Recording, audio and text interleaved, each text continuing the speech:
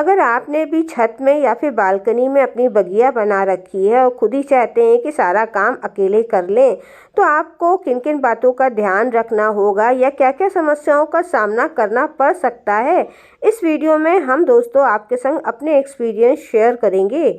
मैं हूं विजया और आप देख रहे हो विजयास क्रिएटिव गार्डन। साथ में दोस्तों अपने टेरेस में लगी हुई वेजिटेबल्स के, फ्लावर्स के अपडेट भी देंगे। तो उसको देने से पहले एक बार पानी डाल दे रहे हैं, क्योंकि मैंने जो है एक ही कंटेनर में काफ़ी सारी वेजिटेबल्स वगैरह ग्रो कर रखी हैं।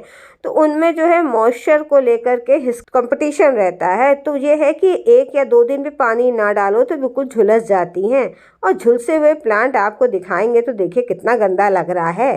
तो इनमें पानी डाल करके 1-2 घंटे के लिए छोड़ दिया था। उसके बाद चलिए अब दिखाते हैं। तो सबसे पहले ये हमारी गोभी लगी हुई है, जो कि अब हार्वेस्टिंग के लिए बिल्कुल रेडी है। इसकी हार्वेस्टिंग करनी है, नहीं तो फूल जो है खिल जाता है, फिर वो इतना मज़ा नहीं आता है उसमें। ये सब बैगन के प्लांट पहले छोटे छोटे गमलों में थे, इसको बड़े वाले में ट्रांसफ़र कर रखा है हमने। ये शायद पहले भी एक बार दिखाया था हमने। और इधर जो आप ये ग्रो बैग देख रहे हो, इसमें दोस्तों नीचे की तरफ कंपोस्टिंग हो रही है। ऊपर जो है कम से कम मैंने 5-6 इंच की मिट्टी भर करके सारे प्लांट्स इसमें लगा रखे हैं, ताकि दोनों काम एक साथ होता रहे और हमें कंपोस्टिंग के लिए अलग से कोई कंटेनर वगैरह लेना ना पड़े। तो देखिए सबसे पहले तो आपको जो है अब जानना है कि सब काम अपने आप ही करना है। तो आपको जो है अपनी परिस्थितियाँ, अपना प्लेस, अपना बजट देख करके गार्डनिंग करनी है, ना कि किसी के देखा देखी कोई कंपटीशन करना है। एक दिन में ये मत सोचिए कि मैं सब कर लूँगी। आपको थोड़ा थोड़ा करके डेली करना है, नियम अनुसार करना है, नियम से बिल्कुल। यहाँ पर देखिए गोभियाँ सभी मेरी रेडी हो रही हैं ऑलमोस्ट। और कभी भी गोभी उगाएं तो उसको देखिए कम से कम 12 इंच से छोटे गमले ग्रो बैग में मत लगाइएगा, क्योंकि फूलों का जो साइज़ होता है वो उतना अच्छा नहीं मिलता है। बड़े में लगाओगे तो उसको ज़्यादा अच्छे न्यूट्रिएंट मिलेंगे, तो बड़े में ही लगाइएगा। क्योंकि अब की मैंने छोटे बड़े सभी साइज़ में लगा रखे हैं, तो मैं ये सब में अंतर देख रही हूँ। देखिए अलग अलग साइज़ के गमले ग्रो बैग सब में रखे हैं। तो जो बड़े साइज़ के गमले हैं या जिसमें मैंने केवल एक गोभी लगाई है वो ज़्यादा अच्छी आ रही है, जिसमें मैंने 2-3 प्लांट लगा दिए हैं वो उतने अच्छे नहीं आ रहे हैं। तो इन सब चीज़ों का हम लोग को बहुत ध्यान रखना होता है। यहाँ पर जो है ये मेथी जो पहले लगाई थी, इसकी हार्वेस्टिंग आपके संग शेयर भी करी थी। तो अब जो है इसमें फूल आ गए हैं, तो बस इसकी आखिरी हार्वेस्टिंग हम किसी दिन भी कर लेंगे। इसके बाद ये ग्रो बैग खाली कर लेंगे। इसमें भी नीचे कंपोस्टिंग हो रही है।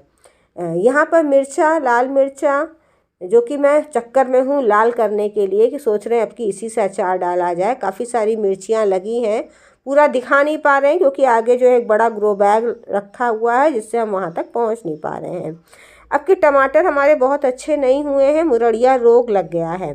तो देखिए ये समस्या आती है कि आप जब अकेले करोगे तो हर चीज़ मैनेज नहीं कर पाओगे, कहीं ना कहीं आपको नुकसान झेलना पड़ेगा। ये गोभी की पौध रखी रह गई, कोई गमला ही खाली नहीं मिला। यहाँ पर धनिया मेरी ये जो लगी है, इसमें भी अब फूल बनने लग गए हैं। लेकिन हाँ, खूब अच्छी धनिया मिल रही है, खूब ज़्यादा मिल रही है। इसमें अभी तक कोई दिक्कत नहीं आ रही है, बढ़िया हार्वेस्टिंग हो रही है। लेकिन अब धनिया भी कुछ दिन बाद ये ख़त्म हो जाएगी, तब तक दूसरी जगह से रेडी हो जाएगी। यहाँ पर ये मेरे लगा हुआ है जापनीज़ मस्टर्ड। ये पिछली बार मैं नर्सरी से इसका प्लांट खरीद के लाई थी, खुद ही बीज बनाया था यहाँ पर मैंने, उसके बीज सेव करके रखे थे, अब की डाल दिया है। ये सब पे टमाटर लगा हुआ है। इस ग्रो बैग में भी मैंने बहुत सारी वेजिटेबल्स एक साथ ग्रो करी हुई हैं। तो देखिए मूली भी लगी हुई है ये सब। तो इनमें भी ये वही है, मॉइस्चर की कमी इन सब की होती है। अगर आप अपनी गार्डनिंग खुद करते हो तो इस चीज़ का आपको हमेशा ध्यान रखना पड़ेगा कि आपके पास टाइम कितनी है। जितना टाइम है आपके पास उसी हिसाब से आप अपनी गार्डनिंग के लिए स्पेस बढ़ाइए। नहीं तो जोश आता है दोस्तों तो हम लोग बढ़ाते ही चलते हैं, फिर प्लांट्स में दुनिया भर की प्रॉब्लम का सामना करना पड़ता है। जैसे कि ये देखिए, इसमें प्लांट में जो है मैग्नीशियम और दूसरे माइक्रोन्यूट्रिएंट्स की प्रॉब्लम हो रही है। टाइम नहीं मिल रहा है कि इसको ठीक से हम मैनेज कर सकें, बस बर्दाश्त कर रहे हैं कि ठीक है जब तक चल रहा चलने दो। यहाँ पर भी ये पालक जो थी मेरी सितंबर की लगी हुई थी, तो अब जो है इसमें भी फ्लावर, ये बीज बनने लग गए हैं, फूल आ रहे हैं। तो इनको बीजों को अब की मैं हार्वेस्ट करूँगी, इसीलिए छोड़ दिया है। यहाँ पर खट्टी पालक लगी है। आपको बर्दाश्त करना पड़ेगा कि आपकी बगिया में थोड़ा बहुत तो कमी रह ही जाएगी। हर काम में आप अपना 100% नहीं दे सकते हो। मैं कई बार देखती हूँ एक हिस्सा साफ़ करती हूँ दूसरा गंदा हो जाता है, कहीं और प्लांट पे ध्यान रखने लगे तो कुछ और चीज़ों का नुकसान हो रहा है, ये होता है। तो आपको सब बर्दाश्त करना पड़ेगा और किसी से कंपटीशन नहीं करना पड़ेगा कि हम उसका गार्डन तो ऐसा, उसकी बगिया तो ऐसी, मेरी क्यों नहीं है। आप ये सोचो कि आप जितना कर रहे हो बहुत कर रहे हो, अपने बूते कर रहे हो। साथ में आप अपनी बगिया में फ्लावरिंग प्लांट्स, फ्रूटिंग प्लांट्स और ये जो छोटी मोटी हर्ब्स होती हैं उनको भी लगाइए, क्योंकि इससे जो होता है आपकी बगिया का जो पेस्ट मैनेजमेंट होता है ये भी हो जाता है। बर्ड्स को भी इनवाइट करिए, क्योंकि बर्ड्स ही बहुत कीड़े मकोड़े ये सब खा लेते हैं। तो इससे जो है बगिया आपकी खुद ही मैनेज हो जाती है। यहाँ पर छोटे से देखिए मिर्चे के प्लांट हैं, केवल 6-6 इंच के गमलों में ये लगे हुए हैं और देखिए कितनी बढ़िया फ्रूटिंग कर रहे हैं। तो इस चीज़ को भी ध्यान रखना है आपको कि प्लांट्स में आपको एक नियम फॉलो करना है कि आपको 15 दिन में, इतने दिन में। मैं ये नहीं करती कि आज इस प्लांट में फर्टिलाइज़र डाला या उसमें। अगर फर्टिलाइज़र बनाऊंगी तो जितने टेरेस में प्लांट्स हैं मैं लाइन से सब में डालती चली जाती हूँ। हाँ, जिनमें ज़रूरत नहीं है उनमें फिर मैं बिल्कुल नहीं डालती, फिर उनको 1 महीने बाद ही मिलेगा कि जब वो 15 दिन का फिर ड्यूरेशन आएगा। तो ऐसा भी नहीं कि मैं बिल्कुल एग्जैक्टली 15 दिन में डालती हूँ, ऐसा नहीं, ऊपर नीचे चलता है, प्लांट्स उतना बर्दाश्त कर ले जाते हैं। और भाई सबसे बड़ी बात ये है कि अगर हमें 4 वेजिटेबल कम मिलेगी तो कोई फ़र्क नहीं पड़ेगा हमें। दोस्तों, मेरा कोई ये बिजनेस नहीं है, केवल हम अपने शौक़ के लिए ये सारे काम करते हैं। गार्डनिंग को सुविधाजनक बनाने के लिए कुछ टूल्स को ज़रूर रखिए, जैसे स्केटियर है, कैंची है और खुरपी है, साथ में एक स्प्रे बॉटल है, ये सब चीज़ें ज़रूर रखिए। एक आध जो है फंजीसाइड, भले ही केमिकल वाला होता है, लेकिन ज़रूर रखिए। जैसे आपने साफ़ रख लिया या तो बेविस्टीन रख लिया कि अचानक कोई प्रॉब्लम आती तो आप उनको मैनेज कर लो। यहाँ पर मैंने एडेनियम की सीडलिंग्स करी थी अक्टूबर, बार इसमें ओवर वाटरिंग हो जाती है तो इसमें मैं दूसरे प्लांट्स को ग्रो होने दे रही हूँ ताकि मिट्टी का वो एक्स्ट्रा मॉइस्चर खींच ले।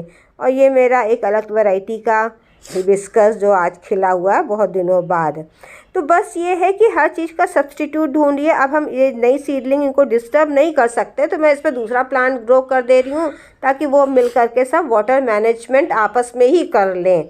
यहाँ पर बैगन के प्लांट्स जो कि मैंने पिछले वीडियो में दिखाया था, सब बढ़िया चल रहे हैं, कोई दिक्कत नहीं आ रही है इनमें भी, और छोटे छोटे लगे हैं। इनको जब मैं हार्वेस्ट कर लूँगी तो जब इसमें नए फूल आएंगे उसमें बैगन का साइज़ जो है फिर बड़ा हो करके आएगा। यहाँ पर अब ये मेरे गुलदाउदी भी खिलने लगी हैं, लेकिन सबसे दुख की बात ये है कि एक साथ ना खिल रही है। कुछ में फूल खिल गए हैं, कुछ में कलियाँ आ रही हैं, कुछ में छोटी बनी नहीं रही हैं। मैं चाह रही थी एक साथ खिले, लेकिन चलो ठीक है, जो जैसा होता है सब अच्छा ही है।